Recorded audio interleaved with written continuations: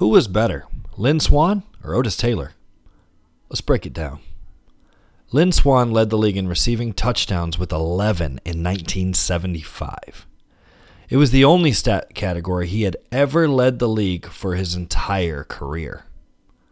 Otis Taylor, on the other hand, he led the league in yards per reception in 1966, along with the longest catch of 89 yards in that same year. In 1967, he led the league in touchdowns with 11. The same number of touchdowns as Swann, but a decade earlier.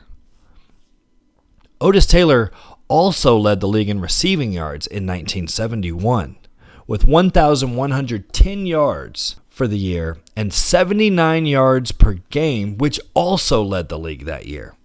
It was the second time Otis had eclipsed the century mark in his career.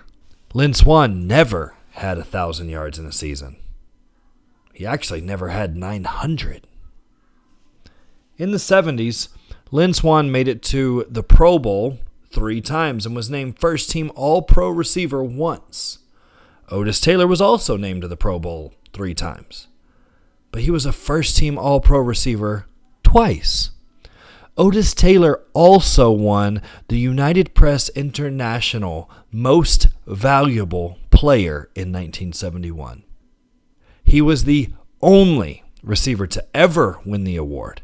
The only one. This means he was the very best player at any position in 1971. Lynn Swann won 4 Super Bowls and was a starter for 3 of them. Hey, Otis Taylor won a Super Bowl too. Only one. Otis Taylor averaged 9 more yards per game than Swann over the course of his career and had 8 more total touchdowns.